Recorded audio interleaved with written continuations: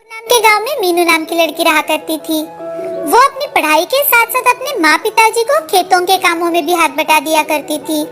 मीनू एक दिन खेतों में काम कर रही थी कि तभी उनके खेत में कुछ लोग गन्ने लेने के लिए आए। तभी मीनू के पिताजी शंकर, कौन हो भाई और क्या चाहिए तुम्हें? अरे भाई, हम यहाँ गन्ने लेने के लिए आए थे। तुम्हारे खेत में गन्ना दिखा तो चले आए। अच्छा अच्छा, ऐसी बात है। कितना गन्ना चाहिए था आपको? जी, हमें 50 किलो गन्ना चाहिए था। क्या आप हमें अभी गन्ने काट कर दे सकते हैं? जी ठीक है, मैं आपको अभी गन्ने काट कर दे सकता हूँ, मगर मुझे गन्ने के दाम 15 रुपए किलो चाहिए। अरे भाई, तुम इस गन्ने के ज्यादा पैसे लगा रहे हो। हम तो ज्यादा से ज्यादा 12 रुपए देंगे, उसके ऊपर 1 रुपया नहीं दे सकते हम। ठीक है, अभी देता हूँ। ऐसा कहकर शंकर अपने खेत से गन्ने काट कर उन लोगों को दे देता है। थोड़ी देर बाद शंकर अपनी पत्नी सुमति के साथ घर चला जाता है। घर जाते ही सुमति हाथ मुंह धोकर रसोई का काम करने के लिए चली जाती है और मीनू अपनी पढ़ाई करने बैठ जाती है। तभी शंकर सुमति से, अरे भगवान, जो मैंने तुम्हें पैसे दिए थे वो अलमारी में ठीक से रख तो दिए है ना? नहीं जी, मैंने तो वो भगवान के सामने रख दिए हैं, बाद में अलमारी में रखूंगी। आपको नहीं लगता कि उन्होंने हमसे बहुत ही कम दामों में गन्ना खरीदा? अरे भाग्यवान, वो तो मुझे भी पता है कि उन्होंने कम दाम लगाया, मगर घर आए लक्ष्मी को हम कैसे ठुकराते, इसलिए मैंने उन्हें गन्ने दे दिए। आपकी ये बात सही है। चलो मैं खाना बनाती हूँ। उन दोनों की बातें मीनू सुन रही थी। मीनू अपने पिताजी से, पिताजी, क्या हमारे खेत का गन्ना इतना सस्ता बिकता है? अरे नहीं बिटिया, वो तो बहुत अच्छे दामों में बेचे जा सकते हैं। गन्ने को शहर में बहुत अच्छा दाम मिलता है, मगर गन्ने को शहर में कौन लेकर जाएगा, वो एक बहुत बड़ी समस्या है। पिताजी, ठेले पर तो गन्ने का जूस बहुत महंगा होता है, 20 रुपए तो होता ही होता है। बिटिया, तुम्हारी सारी बातें सही है, मगर हम कुछ नहीं कर सकते। शहर में लेकर जाने के लिए खर्चा भी तो आएगा। हम गरीब किसानों को वही दाम पड़ता है। मीनू अपने पिताजी की बातें सुन चुप हो जाती है। मीनू रात भर अपने पिताजी की बातें सोचती रहती है। सुबह उठकर मीनू अपने काम करके कॉलेज चली जाती है। कॉलेज पहुंचने पर उसे थकान महसूस होने लगती है और उसी कारण वो सोचती है कि आज तो मुझे गर्मी के कारण बहुत ही थकान महसूस हो रही है। अगर मुझे यहाँ जल्दी से फ्रूट जूस मिल जाए तो कितना अच्छा हो जाएगा, इंस्टेंट एनर्जी मिल जाएगी। ऐसा सोचकर मीनू अपने कॉलेज चली जाती है। कॉलेज छूटने के बाद वो घर आ जाती है। कुछ दिन ऐसे ही बीत जाते हैं। शंकर के घर के हालात बहुत ही खराब हो जाते हैं। उसमें मीनू की कॉलेज की फीस भी आ जाने की वजह से शंकर और मालती टेंशन में आ जाते हैं। तभी ये सब देखकर मीनू अपने पिताजी से, पिताजी, मैं कुछ दिनों से सोच रही थी कि क्यों ना हम कॉलेज के सामने एक ठेला लगाकर गन्ने का जूस बेचें। वहाँ आसपास कोई भी ठेले वाला नहीं है और कॉलेज करके मैं आपका हाथ पटाने आ जाया करूंगी। मीनू की बातें सुन शंकर और मालती सोच में पड़ जाते हैं। थोड़ा सोचने के बाद मालती शंकर से, मैं सोच रही हूँ कि हमारी मीनू सही कह रही है। मुझे उसका निर्णय अच्छा लगा। उसके साथ आप रहेंगे तो हमें चिंता की कोई बात भी नहीं रहेगी। अच्छा ठीक है, मगर गन्ने का जूस निकालने के लिए हमें मशीन भी तो लगेगी ना? मालती घर में जाकर अपने जमा किए हुए पैसे लेकर आती है और शंकर को देकर, ये कुछ पैसे हैं, मैंने अपनी बिटिया की शादी के लिए रखे थे, मगर अभी इसकी जरूरत है तो आप इसे इस्तेमाल कर सकते हो। अगले दिन वो पैसे लेकर शंकर बाजार चला जाता है और एक गन्ने का जूस निकालने वाली मशीन खरीद कर लाता है और स्कूल के सामने एक ठेला लगा देता है। शंकर मीनू से, अरे बिटिया, हम इतने सारे पैसे खर्च करके ये मशीन तो लेकर आए, मगर हमारे यहाँ ग्राहक तो आएंगे ना? क्यों नहीं आएंगे पिताजी, हमारा गन्ना अच्छा है, इसलिए हमारे गन्ने का रस भी ताजा और बहुत गुणकारी रहेगा, इसलिए ग्राहक बार बार हमारे यहाँ जरूर आएंगे। तुम्हारी बातें सुनकर तो मुझे सच में लग रहा है कि हमारा गन्ने का जूस पीने बहुत सारे लोग आएंगे। दूसरे दिन शंकर और मीनू जल्दी ही ठेले पर चले जाते हैं। सुबह उनके ठेले पर कोई नहीं आता, मगर जैसे जैसे दोपहर होने शुरू हो जाती है वैसे वैसे मीनू के ठेले पर लोग आना शुरू हो जाते हैं। एक बूढ़ा आदमी शंकर से, अरे भाई, एक ग्लास गन्ने का जूस तो दो, बहुत थकावट लग रही है। अभी देता हूँ दादाजी, आप बैठिए। हाँ, मैं अभी बैठ जाता हूँ। ऐसा कहकर शंकर गन्ने का रस निकालना शुरू कर देता है। कुछ मिनटों में ही गन्ने का जूस तैयार हो जाता है। तभी शंकर एक ग्लास में जूस डालकर वो बूढ़े आदमी को दे देता है। बूढ़ा आदमी गन्ने का जूस पीने के बाद बहुत खुश हो जाता है और बूढ़ा आदमी शंकर से, अरे भाई, तुम्हारा गन्ने का जूस तो बहुत स्वादिष्ट है। मैंने इतना अच्छा जूस आज तक नहीं पिया। ये बहुत लाजवाब है। धन्यवाद बाबा। बूढ़ा आदमी अपना जूस पीकर वहाँ से चला जाता है। तभी दो नौजवान भी उनके यहाँ आकर जूस पीकर चले जाते हैं। ये देख मीनू और शंकर बहुत खुश हो जाते हैं। मीनू अपने पिताजी से, पिताजी, मैंने आपसे कहा था ना कि हमारे यहाँ ग्राहक आएंगे। ये तो शुरुआत है, आगे तो बहुत ग्राहक आएंगे। हाँ बेटी, भगवान करे तुम जैसा कह रही हो वैसा ही हो। ऐसे ही दिन प्रतिदिन मीनू के ठेले पर ग्राहक भीड़ करने लगे। ग्राहकों को उनके गन्ने का जूस बहुत ही अच्छा लगता था और उसी वजह से उनके ग्राहक आना बढ़ गए थे। कुछ ही दिनों में शंकर ने मीनू के कॉलेज की फीस भी भर दी और अपने खेतों के साथ ठेले का काम भी संभाल लिया। शंकर की पत्नी मालती भी उनके साथ काम करने लगी थी। अब मीनू और शंकर की कड़ी मेहनत रंग दिखाने लगी थी। शंकर ने उसी जगह को खरीदकर उस पर अपना खुद का दुकान बनाया और अपना गन्ने का जूस बेचने लगा। मीनू की कड़ी मेहनत और दृढ़ निश्चय के बलबूते पर आज उसने अपनी कल्पना को साकार किया था। तो दोस्तों, इस कहानी से हमें ये सीख मिलती है कि जिंदगी में हार मिले या जीत, हमें कोशिश करना छोड़ना नहीं चाहिए। वो कहते हैं ना, कोशिश करने वालों की कभी हार नहीं होती। रामपुर नाम के गांव में विमला और कमला नाम की दो बहनें रहा करती थी। बड़ी बहन विमला बहुत ही मेहनती और ईमानदार थी। वही छोटी बहन कमला बड़ी ही आलसी और निकम्मी थी। वो बस दिन भर खाती और सोती थी। बड़ी बहन विमला अपने पति किशन के साथ खेतों में बहुत ही मेहनत करती थी। वो खेतों में सब्जी उगाकर शहर में बेचने जाती थी और अच्छे पैसे कमाती थी। वही छोटी बहन कमला गांव में दूसरों के घर जाकर इधर उधर की बातें करती थी और सारा काम अपने पति से ही करवा लेती थी। खुद बहुत ही कम मेहनत करती थी और मामूली पैसे कमाती थी। उसके इस बर्ताव से उसका पति रमेश भी हमेशा परेशान रहता था। और तो और कमला विमला की संपत्ति से ईर्ष्या भी बहुत करती थी। ऐसे ही दिन बीत रहे थे। एक दिन उनके गांव में एक महान योगी आए। योगी महाराज के आने की खबर सुनते ही कमला और विमला दोनों भी महाराज के दर्शन के लिए मंदिर में गई। दोनों ने खूब मन लगाकर योगी महाराज की सेवा की। उनकी सेवा से प्रसन्न होकर महाराज ने उनसे कहा, बेटी, तुम्हें क्या चाहिए? महाराज, मेरे परिवार में हमेशा सुख शांति बनी रहे, बस इतना ही आशीर्वाद चाहिए आपसे। महाराज, मुझे आशीर्वाद में 3 वरदान चाहिए। कमला ने सोचा, महाराज से वरदान पाकर वो विमला से अधिक धनवान बन जाएगी। लेकिन योगी महाराज ने कमला की ईर्ष्या को पहचान लिया था। उन्होंने कमला से कहा, मैं तुम्हें वरदान तो दूंगा, लेकिन याद रहे, तुम जो भी वरदान मांगोगी उससे 2 गुना तुम्हारी देवरानी को मिलेगा। कमला ने योगी महाराज को मनाने की बहुत कोशिश की कि वरदान में जो कुछ भी मिले उसमें सिर्फ उसी का लाभ हो, विमला को कुछ भी ना मिले। लेकिन योगी महाराज के सामने उसकी एक न चल पाई। आखिर कमला को महाराज की बात माननी ही पड़ी। कमला ने घर जाकर सारी बात रमेश को बताई। दूसरे दिन सुबह कमला और रमेश अपना पहला वरदान मांगने मंदिर गए। कमला भगवान की मूर्ति के सामने खड़े होकर, हे भगवान, मुझे सोने से भरा एक घड़ा चाहिए। तभी कमला के सामने सोने से भरा घड़ा प्रकट होता है। कमला और रमेश सोने से भरा घड़ा देखकर बहुत खुश हो जाते हैं और उसे लेकर घर आते हैं। लेकिन दूसरी ओर विमला को सोने से भरे 2 घड़े मिलते हैं। उन्हें देखकर विमला भगवान से, हे भगवान, मुझे तो आपका सिर्फ आशीर्वाद चाहिए। इधर कमला को जैसे ही पता चलता है कि विमला को सोने के 2 घड़े मिले हैं, तो कमला विमला पर ईर्ष्या से तिल मिला जाती है और गुस्से में, अब तो बस देखती जा, मैं तुझे कैसा सबक सिखाती हूँ। मैं तुझे ऐसा सबक सिखाऊंगी कि जिंदगी भर याद रखेगी। दूसरे ही दिन कमला अपना दूसरा वरदान मांगने मंदिर जाती है और भगवान से एक आंख से अंधे होने का वरदान मांगती है।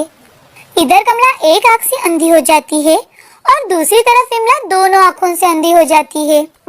लेकिन कमला को अपने एक आंख की रोशनी जाने से ज्यादा विमला पूरी तरह से अंधी हो गई है, इस बात से बहुत खुशी थी। इधर विमला रो रो कर भगवान को याद करती है, हे भगवान, ये मेरे साथ क्या हो गया? मैंने किसी का क्या बुरा किया है जो मुझे ये सजा मिली? अचानक मैं देख क्यों नहीं पा रही हूँ? अब ऐसे ही कुछ दिन बीत गए। एक दिन खेत में काम करते करते कमला एक तेज धार की टहनी से टकरा जाती है और उसकी दूसरी आंख फूट जाती है। कमला तकलीफ से कहरने लगती है। हे भगवान, अब मेरा कैसे होगा? मुझे तो कुछ भी दिखाई नहीं दे रहा। अब मैं क्या करूं? तभी कमला को अपने तीसरे वरदान की याद आती है और वो तुरंत ही अपने पति की सहायता लेकर मंदिर में जाती है और अपना तीसरा वरदान मांगती है। भगवान, मुझे मेरी दोनों आंखें वापस दे दो। कमला, मैं तुम्हें दोनों आंखें नहीं दे सकता, क्योंकि योगी महाराज के वरदान के अनुसार मुझे 2 गुना विमला को देना होगा और मैं विमला को 4 आंखें नहीं दे सकता। भगवान की बात सुनकर कमला बहुत दुखी होती है और जोर जोर से रोने लगती है। तभी भगवान कमला से कहते हैं, अगर तुम चाहो तो मैं तुम्हें 1 आंख वापस दे सकता हूँ, लेकिन विमला को उसकी दोनों आंखें वापस मिल जाएगी। तभी कमला सोचने लगती है कि जिंदगी भर अंधा रहने से अच्छा है कि कम से कम 1 आंख से तो देख पाऊंगी। भगवान, आप मुझे 1 आंख दे दो। तथास्तु। कमला को 1 आंख मिल गई और दूसरी तरफ विमला को अपनी दोनों आंखें वापस मिल गई। हे भगवान, मैं आपका एहसान जिंदगी भर नहीं भुला पाऊंगी। आपका बहुत बहुत धन्यवाद भगवान, बहुत बहुत धन्यवाद। देखा दोस्तों, कमला को अपनी ईर्ष्या की वजह से जिंदगी भर 1 आंख से अंधा रहना पड़ा। इसीलिए हमें कभी किसी से ईर्ष्या नहीं करना चाहिए। मंगलपुर नाम के गांव में सुमन अपने पति रमन के साथ रहती थी, जो बहुत ही गरीब, सुलझी हुई, दूसरों की मदद करने वाली, कम पैसे होने के बावजूद भी खुद भूखी रहकर सबको पेट भर खाना खिलाने वाली औरत थी। गांव में जिस किसी को भी जरूरत हो तो सुमन उसकी बेझिझक मदद कर दिया करती थी। उसी गांव में रमा नाम की एक औरत अपने पति सुभाष के साथ रहती थी, जो बहुत ही झगड़ालू औरत थी। वो बहुत ही लालची किस्म की औरत थी। उसे सिर्फ ज्यादा चाहिए था।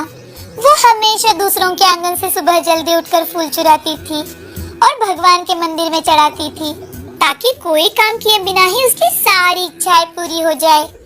एक दिन रात के समय रमा मन ही मन, चलो घर के सारे काम खत्म हो चुके हैं, अब मैं जल्दी से सो जाती हूँ, ताकि कल सुबह गांव की औरतें उठने से पहले ही उनके आंगन के फूल चुरा सकूं।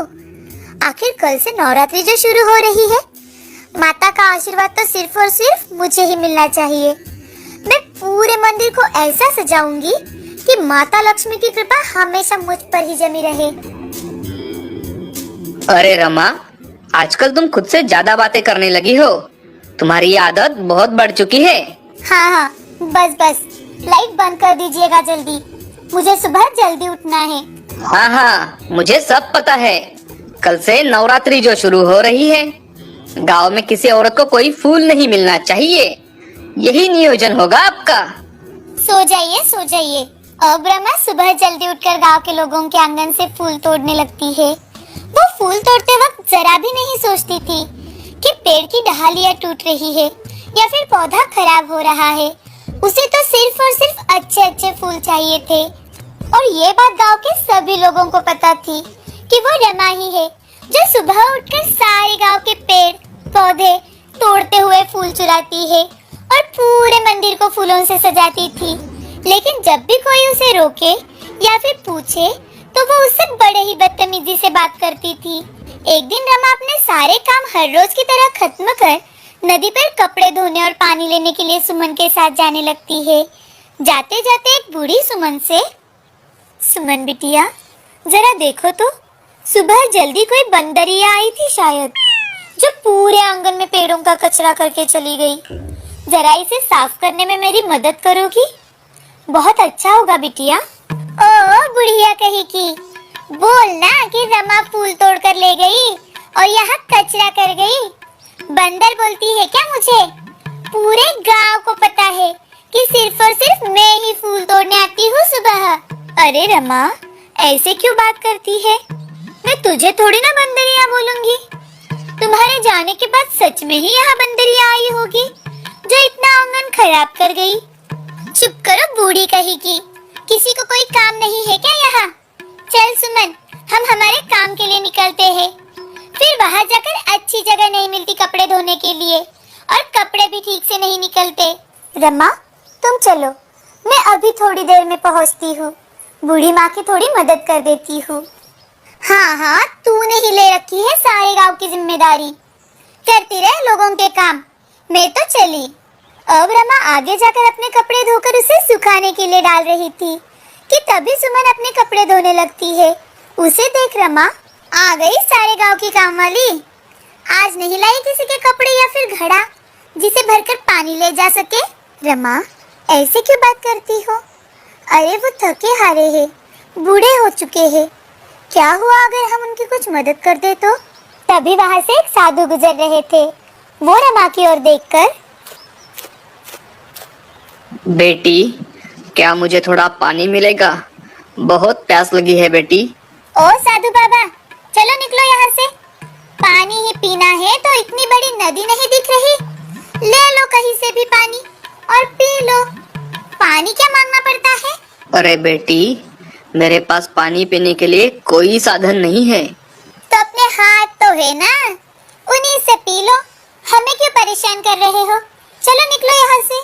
रुको साधु बाबा, मैं अभी आपके लिए पानी लेकर आती हूँ। सुमन अपने मटके में पानी भरकर साधु बाबा को पिलाती है। तो साधु, बेटी, तुम्हारा बहुत बहुत धन्यवाद। क्या तुम इसी गांव की हो? जी बाबा, हम इसी गांव के हैं। आप कहाँ से आए हैं? बेटी, मैं जंगलों में यहाँ से वहाँ भटकता रहता हूँ। आज तुमने मुझे पानी पिलाया है तो मैं तुम्हें आशीष के तौर पर एक मटका देना चाहता हूँ। जब तक ये मटका तुम्हारे घर में रहेगा, तुम्हारे घर में सुख शांति खिलती रहेगी। साधु कई सारे मटके अपनी सिद्धि से बनाते हैं। घड़ों को देख रमा, इतने सारे घड़े! अरे इसमें तो सोने का भी घड़ा है। क्या मैं पूछ लूं इस बाबा से एक घड़े के लिए? हाँ हाँ, तुम भी ले जा सकती हो एक घड़ा। आपको कैसे पता चला कि मैं क्या बात कर रही हूँ? बेटी, मैं दूसरों की मन की बात जान लेता हूँ। मुझे सब कुछ पता है। हाँ तो ठीक है। क्या मैं ये सोने का घड़ा ले जा सकती हूँ? हाँ जरूर। बेटी सुमन, तुम कौन सा घड़ा लेकर जाओगी? बाबा, मेरे घर में तो सब कुछ है। मुझे किसी चीज की कोई कमी नहीं है। अच्छा ठीक है, लेकिन बेटी मेरी बात मानो, तुम इसमें से एक घड़ा लेकर जाओ। सुमन, मैंने तो अपने पसंद का घड़ा ले लिया है, अब तू भी ले ले। अब सुमन अपने लिए मिट्टी का घड़ा पसंद करती है और उसमें पानी भरती है। तभी रमा मन ही मन, अब तो मैं अपने लिए इस घड़े को पिघलाकर बहुत सारे गहने बनाऊंगी ताकि गांव में सबसे अमीर और सबसे खूबसूरत मैं ही दिखूंगी। और ये सुमन, ये तो बिल्कुल ही पागल है। इसे तो बिल्कुल अकल नहीं है। इसने तो मिट्टी का घड़ा ही लिया जो कहीं पर भी आसानी से मिल जाता है। क्या हुआ दीदी, आप हंस क्यों रही है? अरे कुछ नहीं, ऐसे ही। रमा जल्दी जल्दी में ही अपने घर जाने लगती है। जाते जाते आज वो किसी से बात नहीं करती। कोई उसे रोकने की कोशिश करे तो वो उसकी तरफ देखे बिना ही चली जाती है। गांव के पास जाते ही घड़े को छुपा लेती है ताकि कोई उसके सोने के घड़े को ना देख पाए। अब दोनों अपने अपने घर चली जाती है और रमा जल्दबाजी में अपने घड़े का पानी आंगन में ही फेंकने लगती है तो उसके शरीर पर अचानक से कई सारे कीड़े हमला कर देते हैं। अरे अरे ये क्या हो रहा है? अरे ये कीड़े, इतने सारे कीड़े कहाँ से आ गए? ये मुझे काट रहे हैं। कोई बचाओ, बचाओ, कोई बचाओ मुझे। रमा वो घड़ा अपने हाथ से नीचे फेंक देती है और वो नीचे गिरते ही अदृश्य हो जाता है। तभी रमा पागलों की तरह उस साधु बाबा को ढूंढने के लिए जंगल की ओर भागने लगती है क्योंकि उन कीड़ों ने रमा के शरीर पर जगह जगह पर जख्म कर दिया था। दूसरी ओर सुमन जैसे ही घड़े का पानी अपने दूसरे मटके में डालना शुरू करती है तो उसमें से सोना निकलने लगता है। जब जब सुमन उस घड़े को उल्टा करती तब तब उसमें से सोने के सिक्कों का पानी बहने लगा। यहाँ भागते भागते थकी हारी रमा, साधु बाबा कहाँ है आप? आपने ये कौन सा घड़ा मुझे दिया था? ये मेरे पूरे शरीर में आग जल रही है जिसमें सिर्फ कीड़े ही कीड़े निकले। तभी आकाश में साधु का चित्र बन जाता है और वो रमा से, रमा, वो पाप का घड़ा था जो तुमने खुद चुना था अपने लिए, और सुमन ने पुण्य का घड़ा चुना था, इसीलिए उसका घर सोने से भर चुका है। अब रमा को अपनी गलती का एहसास हो जाता है और अपनी बदतमीजी से की जाने वाली बातें याद आती है। उसे समझ में आ जाता है कि भगवान भी उसी की मदद करते हैं